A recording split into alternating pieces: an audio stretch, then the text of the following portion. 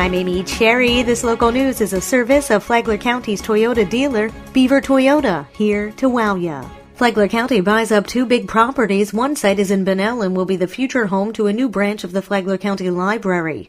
The property owned by Orr Associates was sold for $546,000 and wasn't on the market. It comes as commissioners discussed a real need for a library in the southern part of the county, with 20,000 residents underserved there. A second property was also bought in Bunnell next to the Emergency Operations Center that will give the facility room to expand. That came with a price tag of more than $360,000. This portion of WNZF Local News, a service of the Daytona Beach International Airport. Fly to the Big Apple in a New York minute on JetBlue from the Daytona Beach International Airport.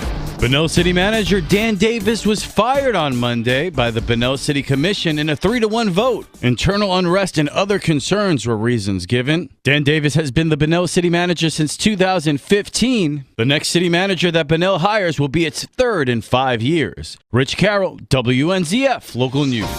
First, they were going to hear both sides, and then they weren't. Flagler County commissioners have backpedaled on a plan to hear rival presentations from 2 communications companies, both seeking the county's bid for a new public safety communications network. Instead, now commissioners have voted 4-1 that they're going with Motorola Solutions, and they won't hear a presentation from Communications International.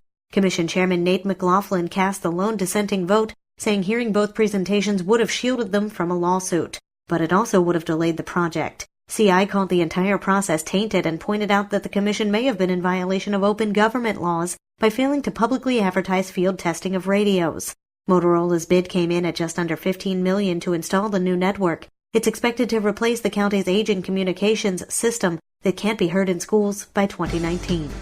Palm Coast City Councilman Steve Nobile has announced he'll be resigning effective May 16th. John Arking has the details. He cited family considerations concerning the care of his mother-in-law. Nobile was elected to the District 4 seat on the council in 2014 and had previously announced he would not seek re-election. He and his wife had already planned to move to the Tampa Bay area in the next few years, which had prompted his earlier decision not to run for re-election, but he said his mother-in-law had suffered a fall and could not be left alone, accelerating their decision to move closer to her. Nobile said he felt he had accomplished one of his main goals of pushing the city of Palm Coast to try and attract a younger population dynamic, but felt that city officials still had work to do to try and better listen to the needs of residents, most especially what he felt were unwanted residential developments. As for a replacement, the city charter calls for appointing someone to fill Nobile's vacant seat by a majority council vote within 30 days of the vacancy. The appointee would then serve until the upcoming election. From the WNZF Newsroom, I'm John Arking.